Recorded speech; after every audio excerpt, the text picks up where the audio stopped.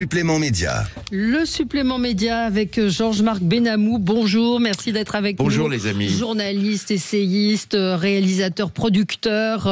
Vous êtes là en tant que producteur ce matin pour parler des aventures de la jeune George Sand qui va être diffusée ce soir à 21h05 sur France 2. Donc bon, voilà, on a parlé. Disponible sur déjà disponible sur le sur France.tv, absolument. Faire un épisode. Et donc, nous on a adoré. Franchement, on a été emportés par cette fiction avec une Nine Durso qui incarne cette jeune George Sand qui est flamboyante, qui est une comédienne rare et étonnante. Racontez-nous un petit peu la genèse de ce projet. La jeunesse, parce que George Sand, c'est très vaste. C'est une femme exceptionnelle qui a une vie d'une richesse incroyable. Et là, vous avez décidé de faire un coup de projecteur sur cette jeunesse. Oui, on avait fait il y a 3 ans, je crois, une série qui s'appelait Les Aventures du jeune Voltaire. Oui. Et justement, ça avait très bien marché. On avait vraiment rencontré notre public et en replay. Sans parler aujourd'hui, d'ailleurs, le replay George Sand, c'est des centaines de milliers de personnes qui l'ont vu avant la diffusion. Enfin, on peut en parler. Ouais. Et donc, il s'agissait de trouver avec Anne Holmes, la patronne des programmes et des fictions de France Télévisions, d'autres génies insolents. Et on s'est arrêté on s'est arrêté sur George Sand après la liberté de blasphémer, la liberté fondatrice de Voltaire, la liberté des femmes, l'émancipation, les combats de George Sand qui sont incroyables quand elle est jeune. Absolument. Et puis, je vais vous dire, moi, je m'emmerde devant les séries historiques très souvent. Ouais. Donc, je fais des séries historiques qui sont que j'espère qui sont plus galopantes, qui sont plus accrocheuses, avec plus de dramaturgie. Il y a beaucoup de dramaturgie. Les personnages, il y a de la profondeur dans les. Espérons. Voilà. On fait tout pour ne pas s'ennuyer. Tous les autres personnages ont de la profondeur, ce qui permet d'avoir une vraie dramaturgie, de ne pas avoir qu'un seul rôle principal qui a une histoire. Alors, il faut dire que c'est réalisé par Rodolphe Tissot, et donc ce choix de Nine Durso qui a déjà joué dans des films, mais plutôt des seconds rôles. Donc le pari de la choisir, comment vous l'avez choisi? Moi, je l'ai découverte en fait. J'ai découvert ses interviews, j'ai découvert une personnalité assez incroyable. Comment s'est fait le casting? Écoutez, le hasard au sens Rodolphe Tissot, formidable réalisateur qui découvre là un univers. Donc on se posait la question au début, mais c'est comme ça dans tous les grands films. Si on n'a pas notre George Sand, c'est-à-dire une actrice brune avec un teint mat qui incarne George Sand, comment on fait quoi? Donc on n'a pas trouvé dans les actrices entre 25 et 30 ans, puisqu'elle est entre 25 et 30 ans, on n'a pas trouvé la fille qui nous convainquait. Et donc on a lancé avec la directrice de casting Rodolphe Tissot un casting. Alors ils sont venus me voir en me proposant 40 comédiennes plus ou moins confirmées, dont certaines assez confirmées. J'ai écouté, vous allez passer 3 mois à faire des castings. On a commencé à se dire, on va en caster un peu moins quand même, parce que c'est beaucoup de temps, de l'argent. Donc je commence à rayer des actrices qui me semblaient pas convaincantes, quoi. Et puis je vois dans la liste Nine Durso, fille d'Inès de la Fressange, Inès que j'adore, qui est une vieille camarade, etc. Je dis, les filles d'eux, etc. Non, laisse-la. Bon, alors on en a laissé 28 sur 40. On a enlevé 12 actrices. Et donc, sur ces 28 comédiennes, Nine, qui était probablement la moins connue, nous a, pardon l'expression, pété à la gueule. C'est-à-dire qu'on n'était pas au casting, ni Rodolphe, ni moi. On a vu les 28 comédiennes qui ont fait 28 essais. On s'est appelé, moi je l'ai laissé parler, il me dit c'est elle. Je dis oui, c'est elle. Ça a été un coup de foudre de talent qui s'est joué à la manière très élégante de... dans sa scène, elle a balancé sa canne comme on le fait dans le cirque, elle l'a rattrapée avec une élégance folle, et ce geste nous a bluffé outre son naturel, et on est très très très très heureux d'avoir trouvé Nine, qui est notre George Sand. Quand on regarde votre fiction, on découvre que la femme était moins que rien dans cette période-là. On découvre que c'est elle qui est riche dans l'histoire, qu'elle a un château, qu'elle a beaucoup d'argent. Mais voilà, comme elle est mariée, c'est son mari qui dispose de tout et qu'elle n'a accès à rien. C'est quand même fou.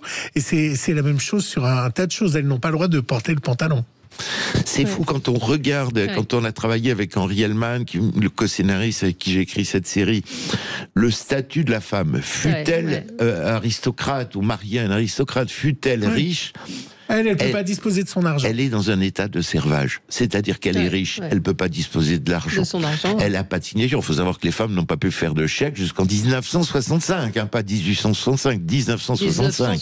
C'est 100 ans après. Elle est dans un état de dépendance matérielle et de dépendance sexuelle, quoi. Elle est dans une sorte de servage. Je n'exagère pas, je ne suis pas un professionnel du féminisme, mais c'est élémentaire de comprendre cet état et la fragilité de la libération de la femme, dont parle d'ailleurs très bien Nin, qui est une jeune femme combattante et féministe. Enfin, on revient de loin. Le divorce avait été aboli par la monarchie, donc au moment du film.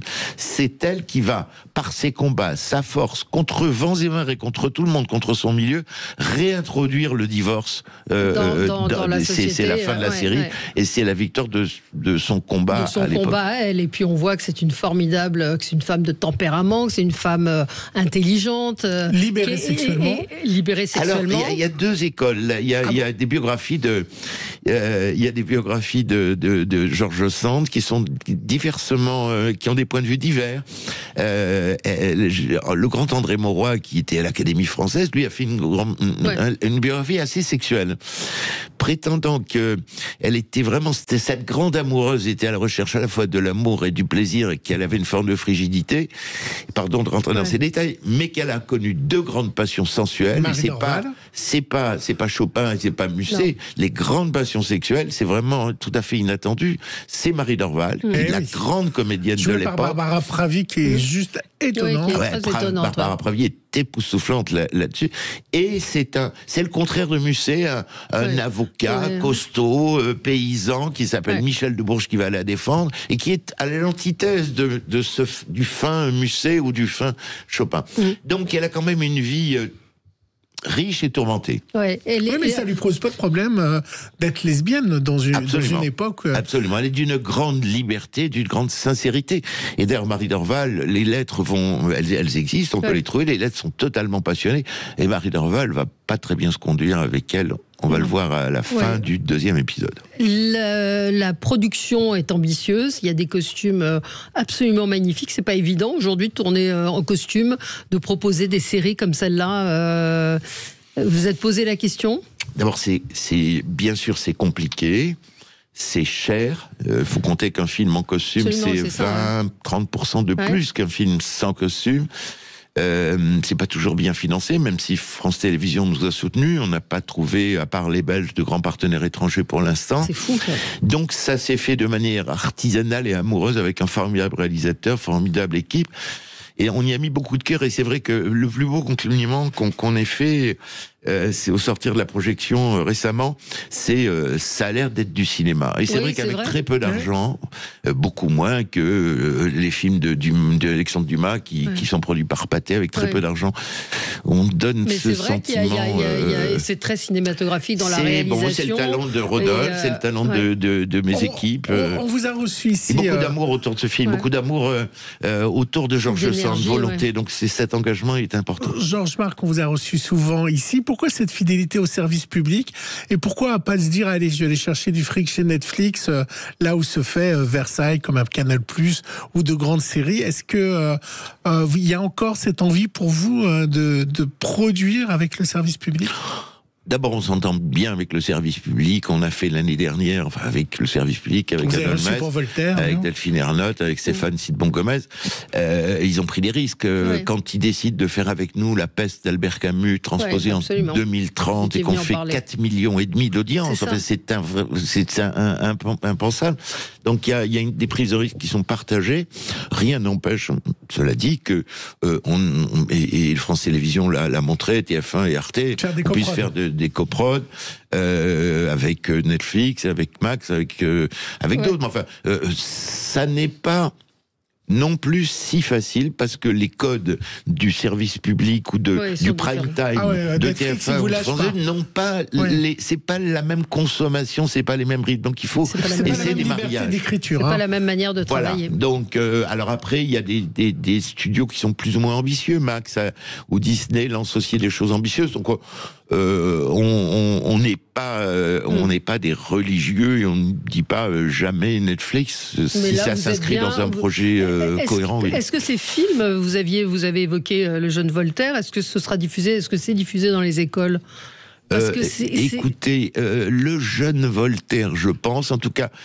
Peut-être pas assez. Il y a quelques années, moi j'avais fait les mémoires de Daniel Cordier, vous savez, le secrétaire de Jean Moulin. On avait fait une série qui s'appelait Alias Caracalla. C'était des jeunes dans la résistance il y a une dizaine d'années.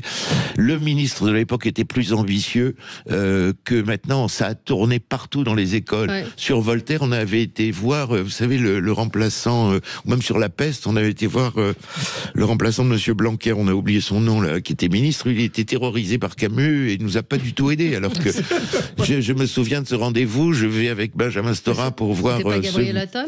Non, le ministre de l'Éducation qui a succédé à Monsieur Blanquer, qui n'était pas bien courageux, un universitaire. Il avait l'air... Papandiaï. Il avait l'air terrorisé à l'idée qu'on puisse parler ou montrer Camus. Donc, malgré les soutiens, on n'a eu aucun soutien de l'Éducation nationale à ce moment-là, alors que sur la résistance, quelques années avant, oui.